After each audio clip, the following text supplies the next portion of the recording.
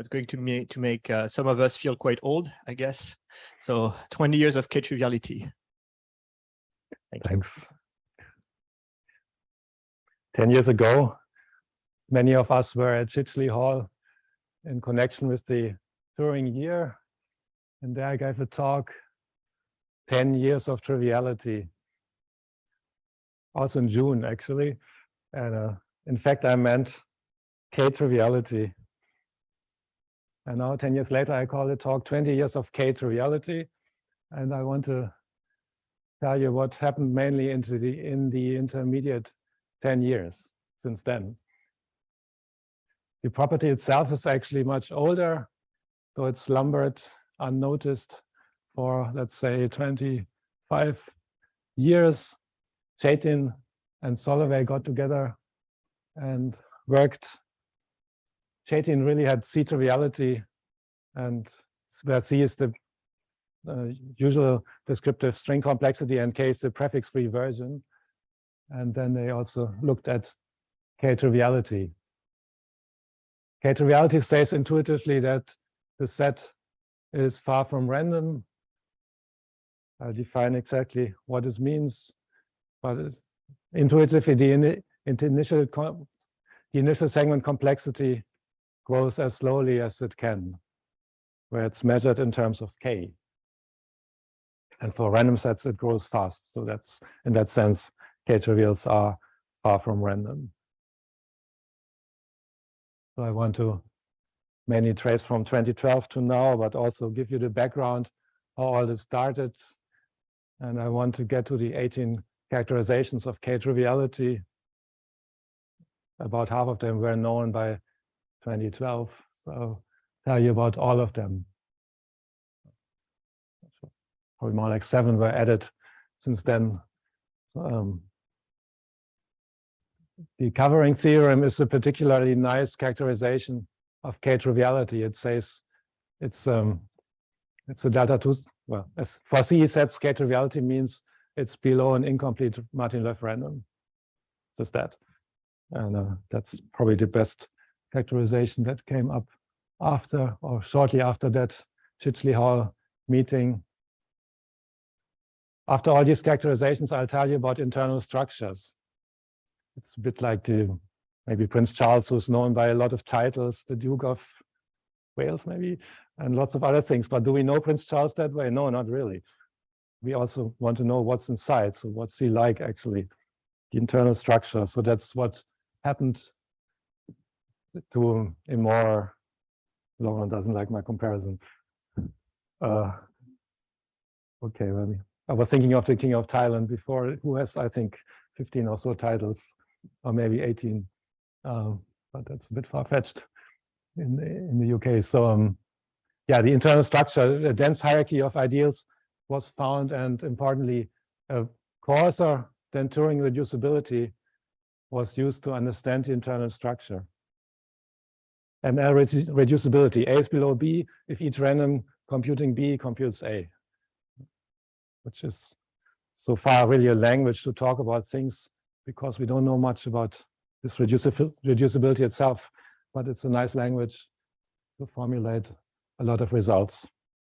And the last development is triviality for measures, a paper I've joined with Frank Stefan. And well, early on, we looked at K-trivial points in metric spaces in a paper with Melnikov. So people have looked at other objects to some extent. Okay, so that's a bit of the plan. We've seen K already in Niels' talk. I do mean the prefix-free version here, right, which is defined in the usual way. You can glance over this. If you take C, then the triviality notion is actually trivial, it's computable. Yeah, that's what Chaitin proved. So the proof was actually interesting. And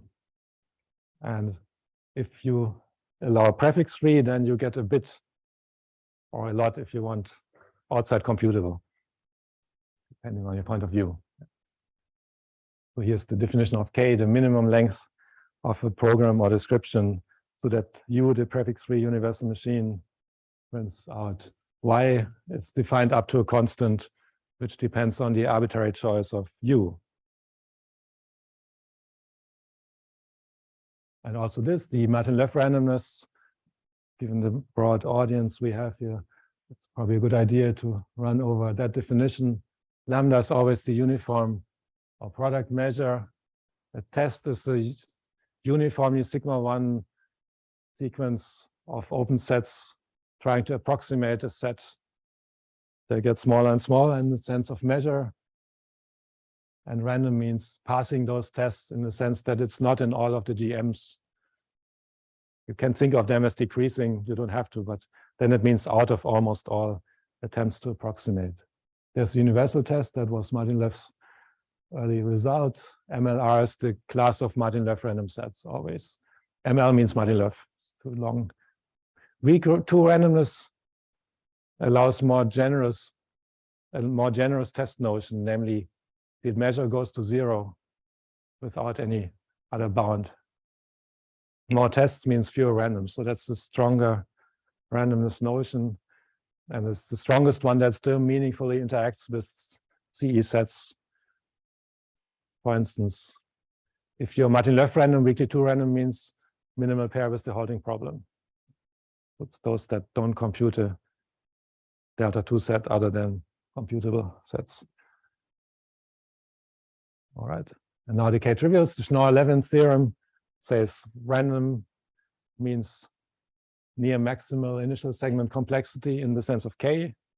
Would be a bit bigger, and there's a lot of literature about that gap. But it means basically near maximal.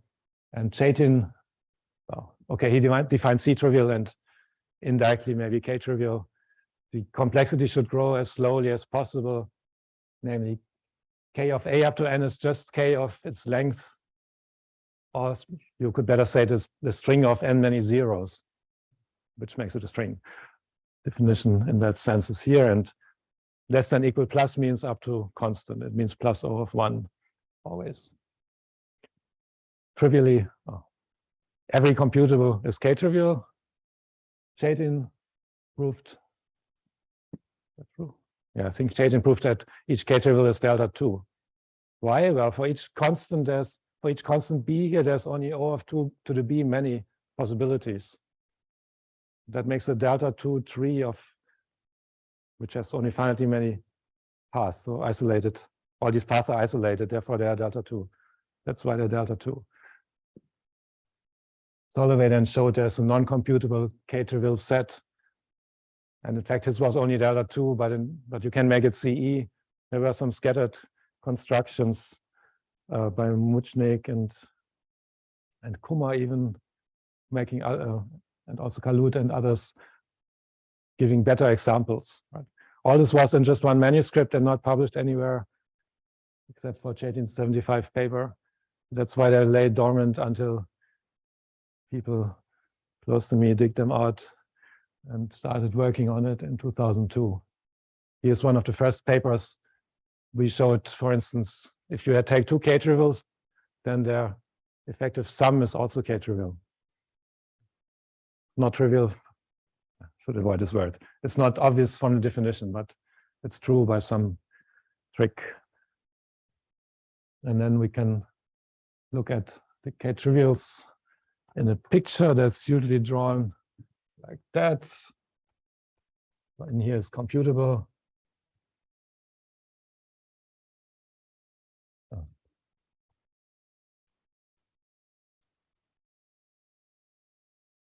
We already know there's something non-computable and even CE. What else do we know? They form an ideal. Well, the downward closure is actually a fairly deep theorem using the golden run method. It's not clear from the definition that the class is downward closed. They're all super low. It's another fairly low class, super low. And people looked at various covering. Oh yeah, first there's no largest in the Turing sense, actually. If I give you some low C set B, there's a K-trivial avoiding being below it. So it's not principal. However, with George, there's a low 2 C sets above all of them. That's true for any sigma 3 Turing ideal, proper. And Connor and Ted prove there's a delta 2, this delta 2 low set above all of them.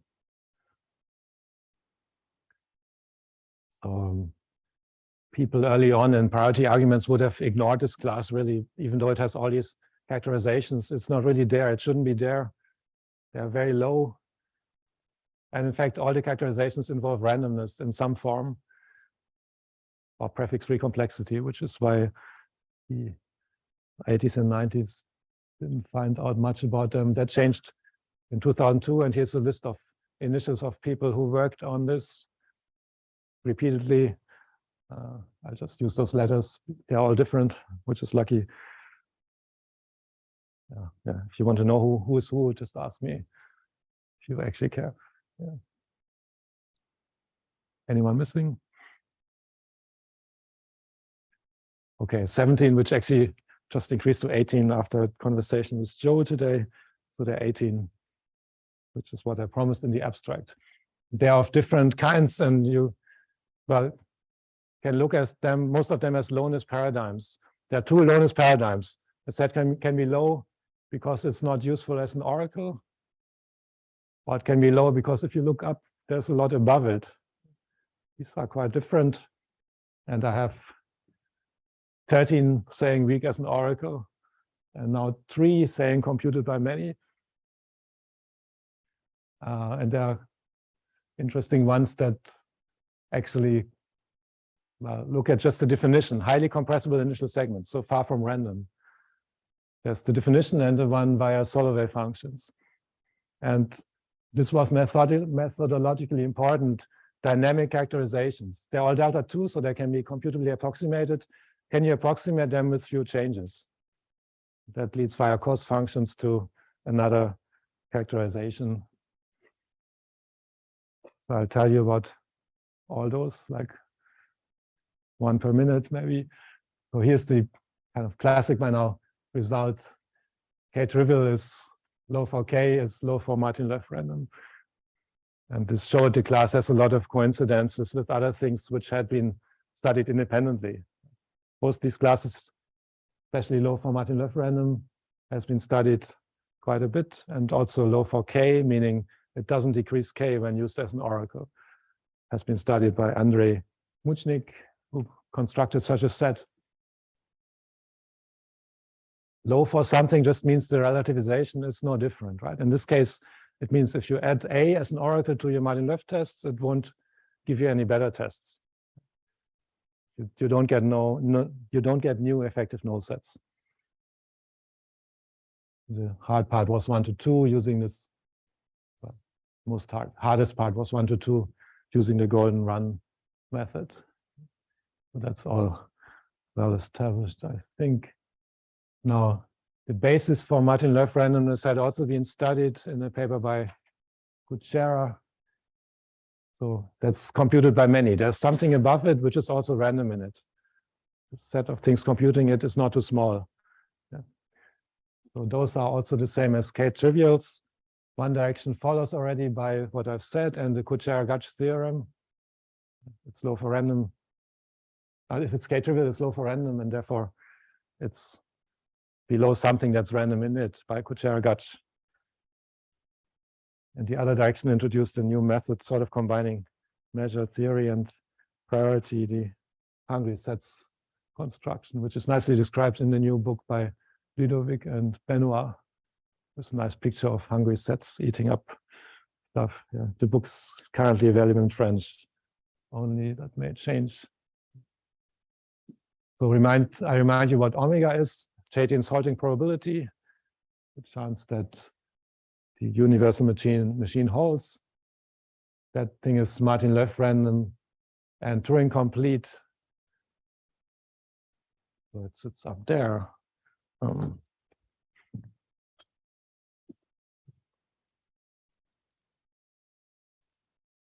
Like everything in computability, you can relativize it.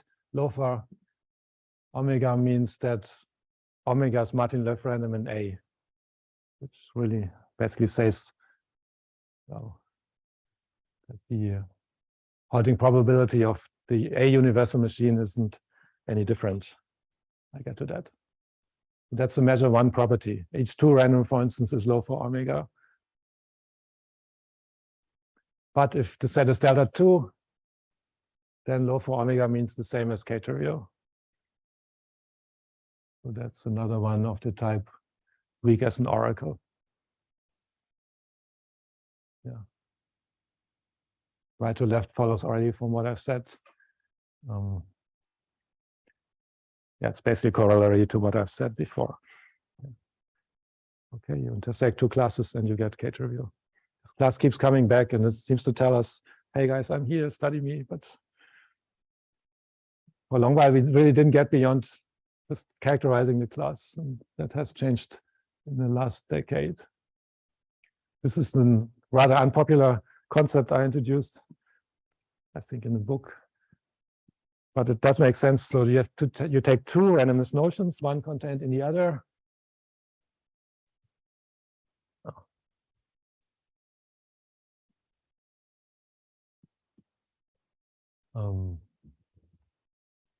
C is here, D is there. DA should be smaller, right? There are more tests. So usually you would expect that if I have DA, it will take a piece out of C, right? So that's not low for CD. If it doesn't happen, meaning DA is still fairly large, then we call it low for CD. Yeah.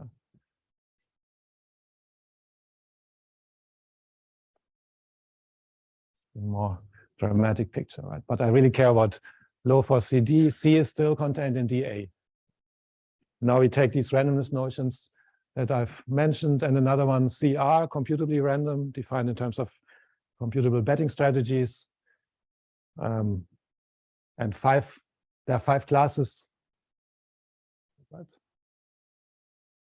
Yeah. 6 really. Yeah, there are 6 classes. One of them is computable, low for CR, CR. So low for computable randomness is actually computable. Just like that. That was hard to prove, in fact. But the others all coincide with K-triviality. That gives 3 new classes, given that I've mentioned one already, namely low for Martin-Löf. So low for weak 2 random is also low for K-trivial, and so on, which is what we proved in that paper. Yeah. Okay, that makes 7.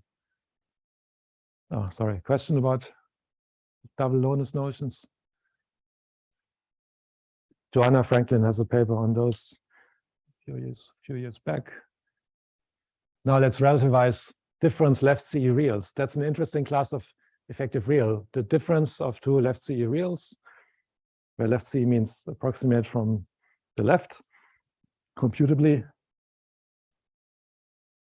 they form a real closed field, proved by Reichev.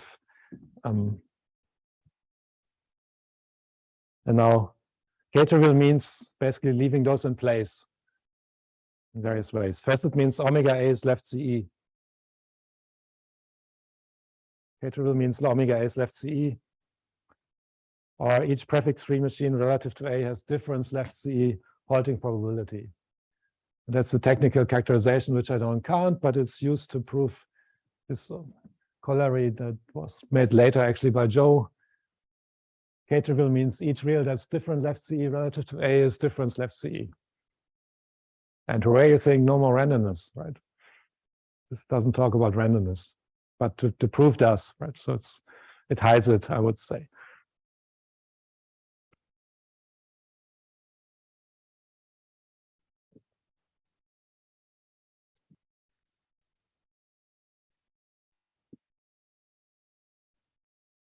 And now we get to the connections to Turing degrees via Martin-Löf randomness. We just take these three things: C sets, Martin-Löf random, and Turing reducibility, and perhaps the halting problem. Those 4 things give you 2 characterizations. It's just Martin-Löf non-cuppable. Yeah, that's a reasonable notion in terms of previous existing research. So it just means if A plus Z is above 0 prime, then Z is already above 0 prime. A doesn't help Z to compute 0 prime. If such a Z exists below 0 prime or not above, then it's called ML-couplable. So if A is delta 2 and not K-trivial, then it's not a base for randomness, which means because A is delta 2, omega A cannot be above A.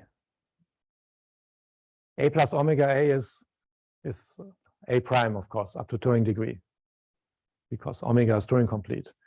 So it looks like this.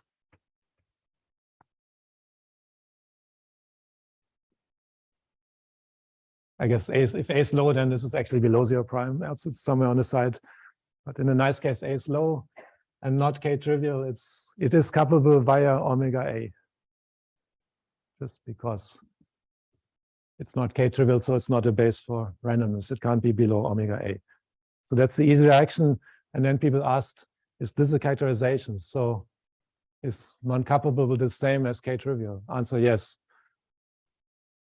So they proved the hard direction, left to right here. I've proved right to left up there via contraposition. That was shortly after another paper Joe was on,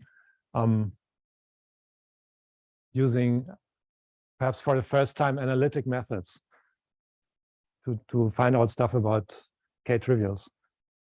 So the back density theorem, in a weak sense, you want positive density points. The set, if the set is in a pi01 class, then the class has positive density at it. So that's called a positive density point. This thing is the lower asymptotic density, rho underlined. And difference randomness, or rather incomplete Martin-Löf, Turing incomplete and Martin-Löf random can be characterized that way. A Martin-Löf random is not above 0 prime if and only if it's a positive density point. But that was combined with some other methods to obtain a non-characterization via noncuppable. So now we are just at the borderline between 10 years, that last conference and the present talk. The covering was basically almost known back in June 2012, but we didn't quite believe it. So here's another easy fact that later led to a characterization from the paper with Hirschfeld and Stefan I mentioned already. If A is CE and below a Turing incomplete Martin-Löf random, then we proved Z is actually random in A.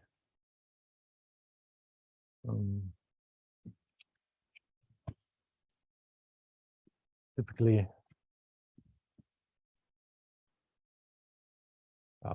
A sits here, let's say A is CE, and there's a incomplete random above it. What we showed is if you take any Martin-Löf A test, you can get rid of A and make it a Martin-Löf test. So that is actually Martin-Löf random in A automatically.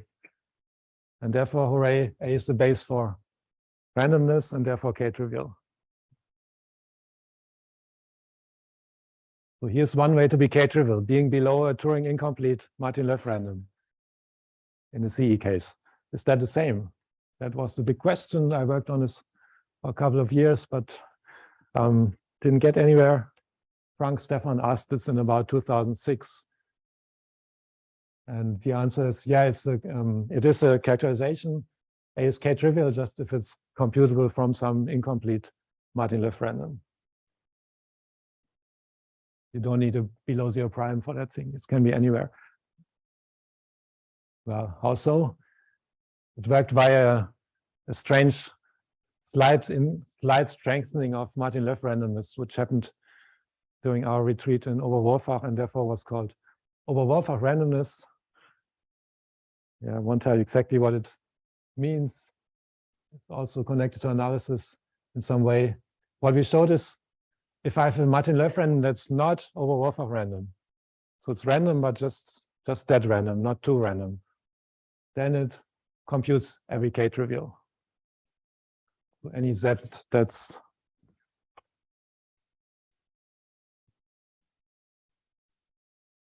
random but not over buffer random, which makes it Turing incomplete, by the way, will sit above all the K-trivials, which would be the ideal candidate for the covering conjecture, but we didn't have such a set. We needed Adam Day and Joe Miller to make such a set, which is actually a positive density point, but not a density 1 point.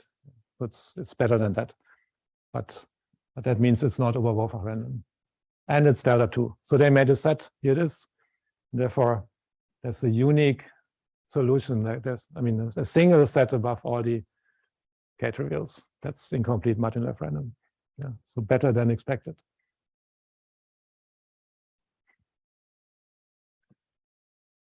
Yeah, and then what happened? Well, the dynamic characterization had been brooding. I mean, cost functions were already implicitly present in the early papers. A way to construct a K-trivial is best, I think, phrased in terms of cost functions. Making a set that changes slowly in the sense that you don't pay too much for the overall changes.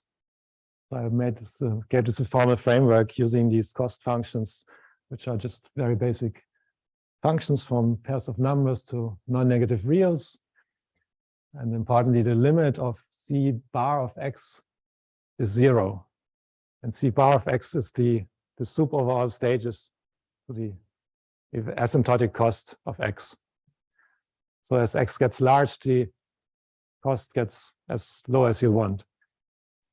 And the construction would typically wait for an x that has very low cost so that I can afford to put it in and then put it in.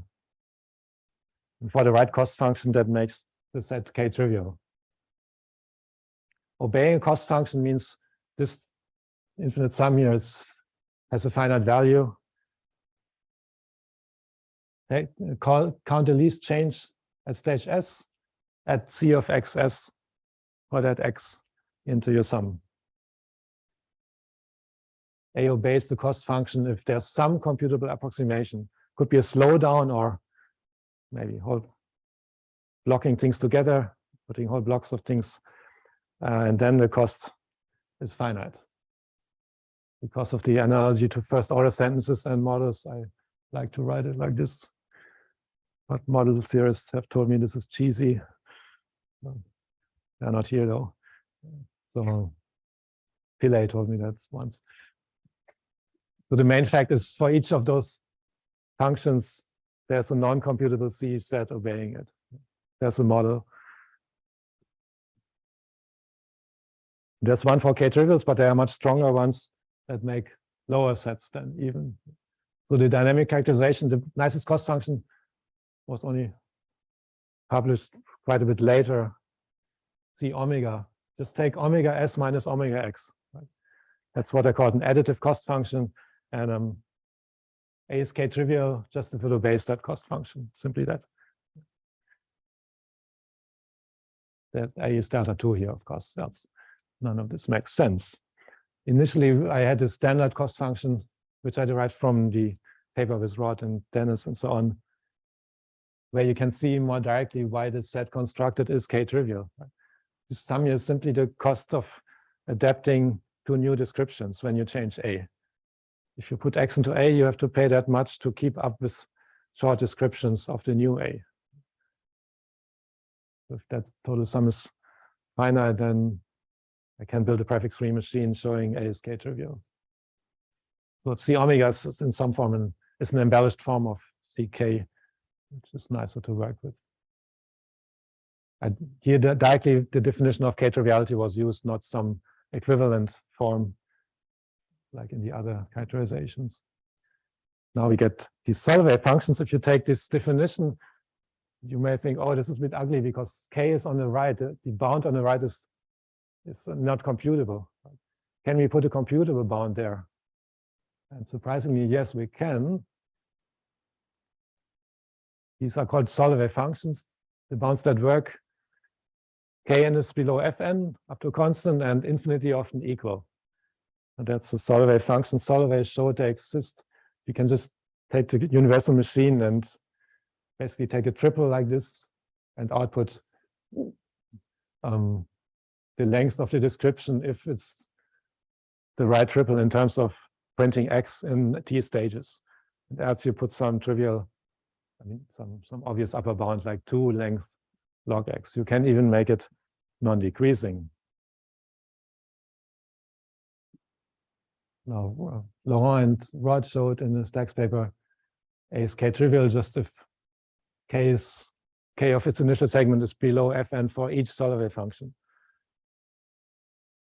Or in fact, you can make a particular one that does it already, the strongest one if you want, in that sense. So that's a nice characterization looking at the initial segment complexity. You say 5 to go. Well, the rest is slightly scattered. This paper is actually called 2-mark characterizations of K-triviality, and they are in the weak as an oracle paradigm. If omega's y random, then omega's y plus a random for each y. That's the same as K-trivial.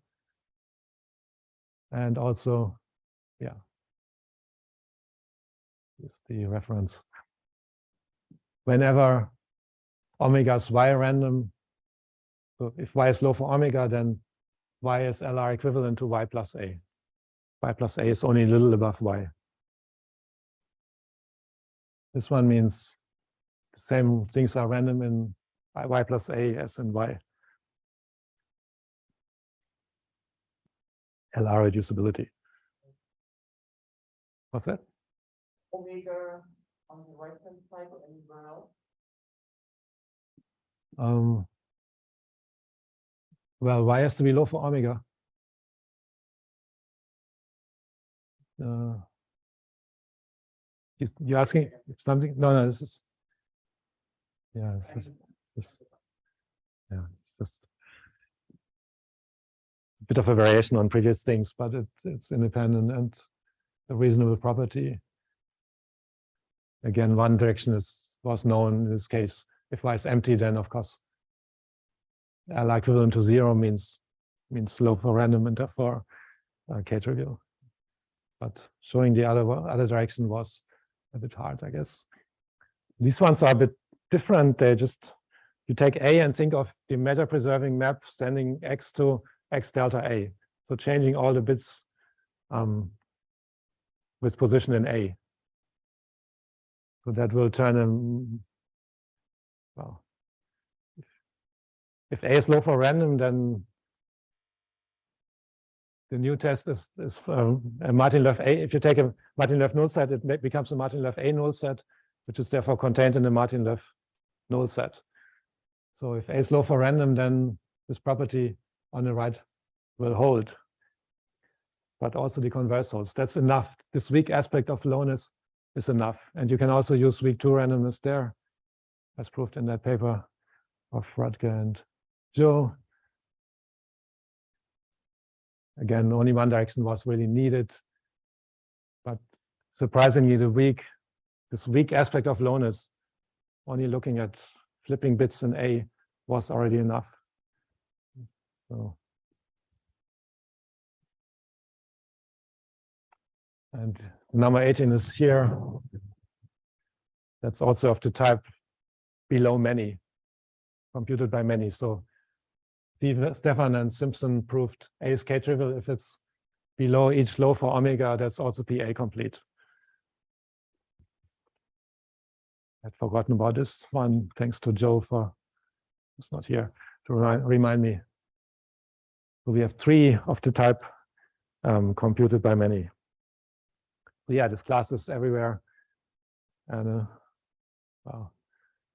So each time it has a bit of randomness in it, the characterization.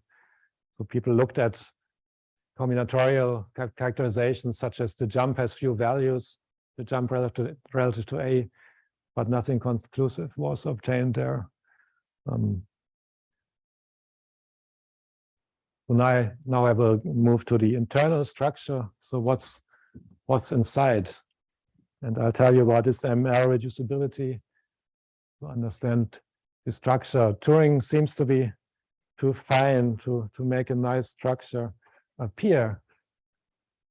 The early results, Kuchera, each delta 2 random has a CE non-recursive set below, which is K-trivial then, and also the covering results suggested that you should only distinguish K-trivials by which randoms compute them.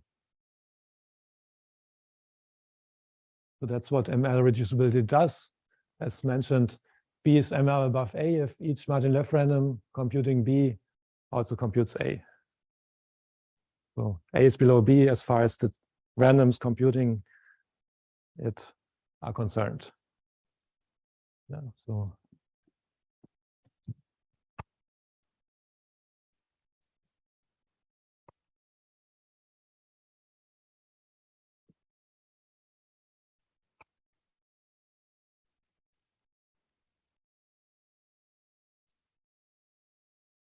like this. Just our second main definition.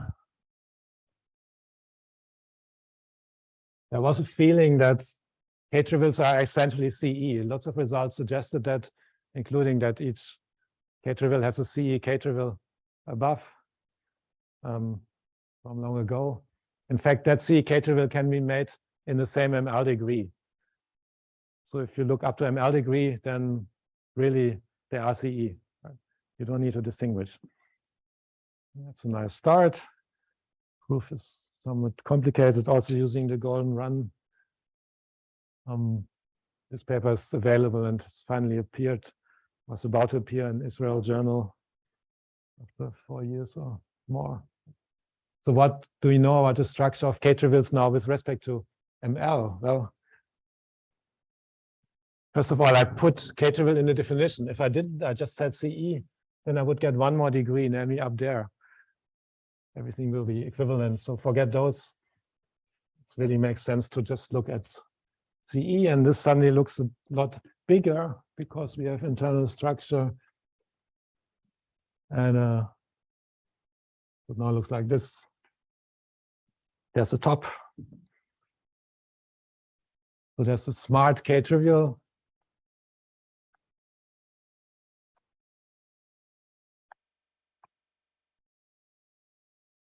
Was a bit of a joke back then and still is. I mean, K-trivials are dumb by definition, but among the dumb, it is smart. Yeah, something like that.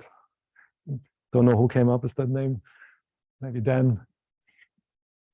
And well, there's a lot of internal structure, nice principal ideals under ML-reducibility. Here's B1/2, for instance. And there's a BQ for every rational Q, strictly between 0 and 1. So for 1/2, it simply says it's below both halves of a Martin-Löf random, the even bits and the odd bits. And you can make that Martin-Löf random omega if you want. And in the end, actually 1/2 is enough, surprisingly, which is in the latest paper. Yeah, not this one. So below 2/2 of a random, that's one of the ideals. Classes such as SJT had been studied for a while, and they are also ML downward closed.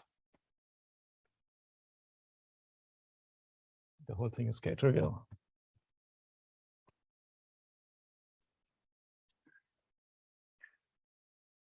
So that's a downward closed class because we characterized the strongly adjunct principles as the sets that are below all omega CA randoms.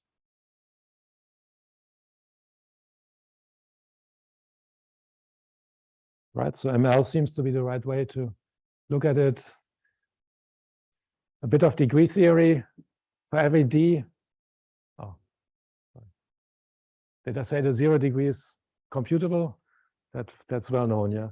So the 0 degree is just computable. If I have a non-computable K-trivial D, there are 2 incomparable sets below. 2 proofs to show that. One is derived from Kuchera's methods, and is priority free. There are no minimal pairs, and I can always go up in the Turing sense and stay in the same ML degree. So there are nice results in line with what people would have proved about Turing degrees, except they are not proved by priority. There's no priority because we don't know if this is arithmetical, actually. The definition is pi11,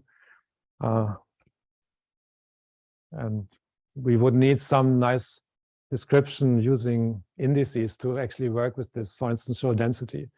So none of this is known. But if you think of Joe's talk yesterday, Salmon's result, if B is CE in Z, then A is CE in Z. That's also pi11, but it's equivalent to enumeration reducibility. So the definition could be misleading. I actually believe it is arithmetical, and it's something about cost functions, namely A obeys every cost function that B obeys. Some variant of that should give the reducibility.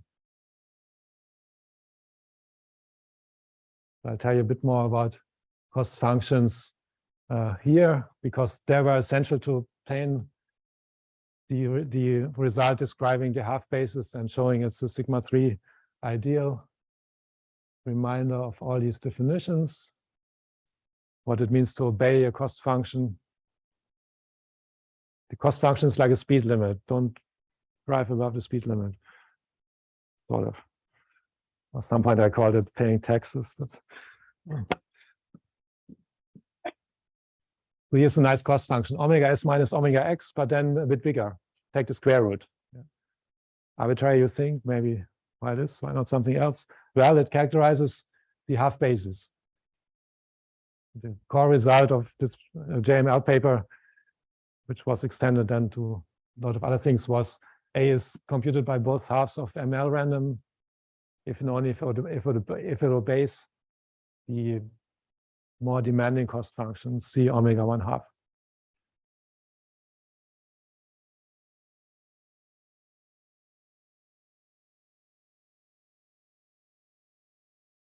And now the cost functions are nice because they can also be applied to make tests, to define a test notion.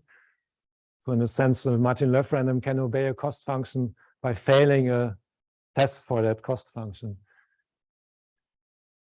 So a C-test is a sequence, as usual, where we ask C bar to be an upper bound on the measure, or rather O of C bar. For instance, if you make the C omega, you essentially get Ober-Wolfach tests, which defines that notion I've mentioned before. And the nice thing is, I find it nice. You have a notion A obeys C and Y obeys C, where Y is random. And in that case, A is Turing below Y. Y is random, Z captured, but captured by a C test. You can use that to make a, since A obeys C, you can make all the oracles that potentially compute A into a Solovay test. And as Y is random, it must pass that test, and that shows it computes A. Yeah. Or rather, the Solovay test is the errors you make, the wrong oracles. Yeah, that's how it works. So that's the basic fact. A is below Z.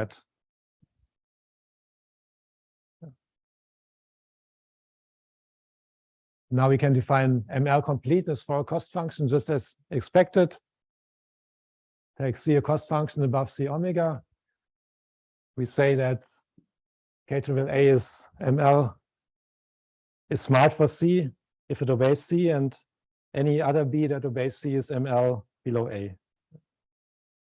What we proved, given any cost function C above C omega, there's a C set A that is smart for C. How does it work? Well, assume C has some easy lower bound. There's a universal Turing functional if the oracle can be done up to finitely many changes. That's standard stuff. And in the construction of A, you have these sets GKS of the oracles that at some point compute a up to 2 to the k plus 1.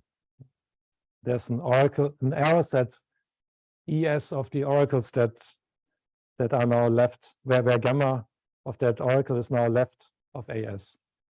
So you don't want this to get too big.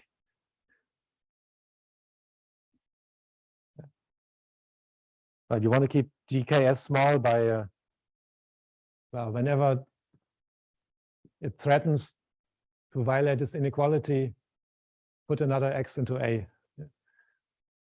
That's how it works. You need just that many witnesses to keep this going by basic measure theory. And this makes GK into the required C test.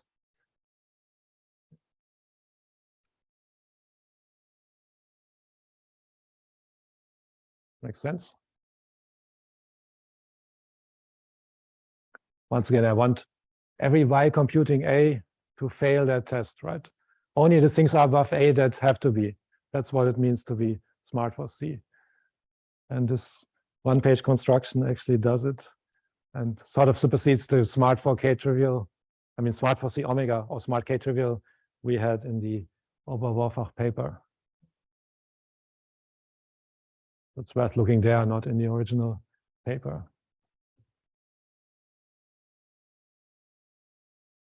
So you can also go the other way around. If you have a K-trivial, there's a cost function so that it's smart for that cost function.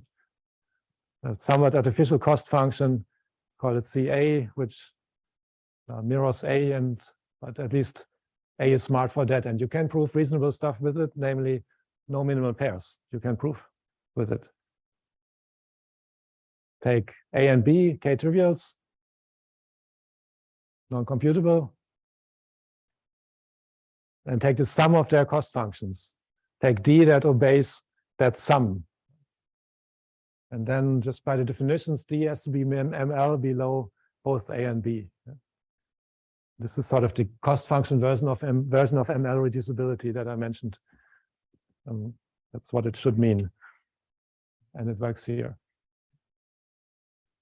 Okay, so the CA may be artificial, but it's useful to prove a bit of degree theory.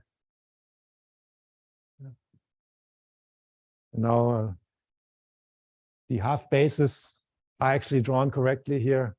Not every K-trivial is a half base. We already proved that in the GEMS paper, but here's a different one. It's known by von Dambagen basically that omega even and omega odd are both low. Both halves or any fragment of omega is low. But if Y is MLR captured by a C omega test, it means it's not over Wolfach random, and that implies super high. So that Y above all the K-trivials is quite high, actually. It's quite close to 0 prime. So that means the smart K-trivial cannot be a half base because only super high randoms can be above it. Not any piece of omega. So that shows it's indeed a proper subideal.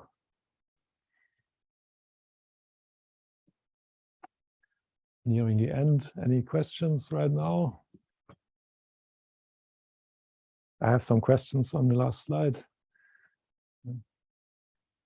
I just mentioned this one more development for K-trivials, which also has a nice open question in it. So use other objects, look at other objects. And in this case, measures. If you have a probability measure on Cantor space, you can reasonably define its sort of average initial segment complexity, averaged out using that measure by that sum C of X mu of cone X for overall X of length N, and the same for K. So it's not hard to prove that the uniform measure has maximum K and therefore maximum C complexity. So these are the random in that sense means unordered. It doesn't imply non-computable.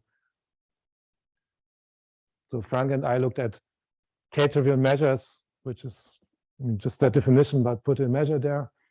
And we showed they are concentrated on their atoms. So it's a countable It's a linear combination of Dirac measures and nothing else.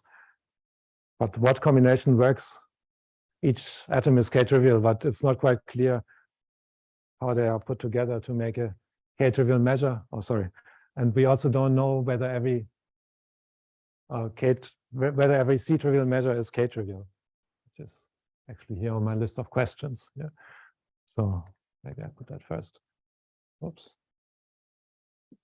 We don't know whether every C-trivial measure is K-trivial. And as discussed at the AIM workshop in 2020, I think, one interesting Kolmogorov equality would show that the answer is yes, namely if K of Cn given n and K of n is bounded. So if I give you n and K of n, there's only finitely many options, so to speak, to potentially compute C of n. So we don't know if that's true, but if so, it's not a long way towards showing each C-trivial measure is K-trivial. Yeah, and the other questions, we don't know much really about smart K-trivials, except that they are there. We don't know, can they be capable? Is it an arithmetical property? Don't know. Do they only obey C omega? Or can they obey an essentially stronger cost function? We don't know. So those are interesting questions, I think, in this tradition. Even worse, is ML an arithmetical relation? We don't know. As mentioned, we don't know density or anything like that. For the covering, we still don't know whether the covering incomplete Martin-Löf random can be omega CA, in fact. So that would mean somehow probably replacing Adams and Joe's construction by something else, because that construction, I think, doesn't do it. Yeah, there are many other questions, but these are the ones I chose to put up here. And a couple of references related to what I've said. That's where I end. Thank you.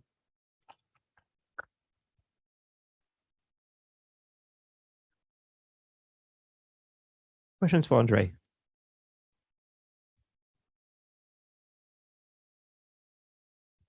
So Andre, I was just wondering, if you take the Turing degrees and you mod out by the trivial degrees, do you get the isomorphic structures of the Turing degrees?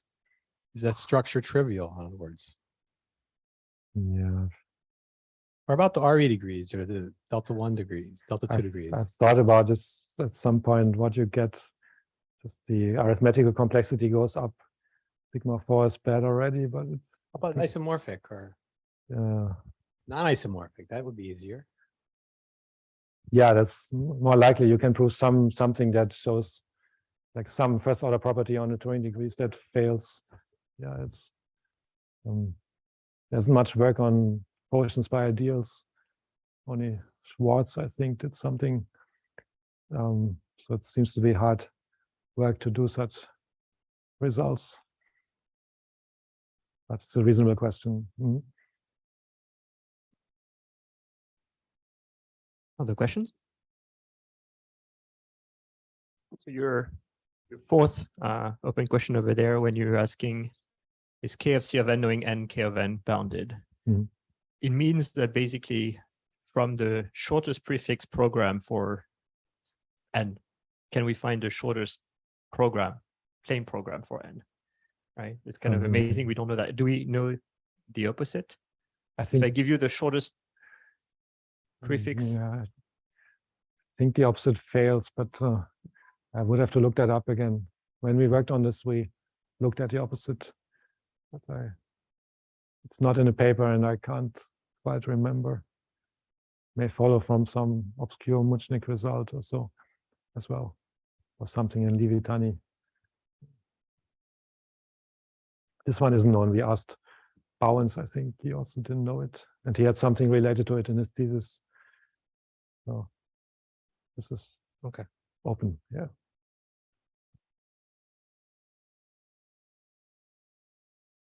Any other question?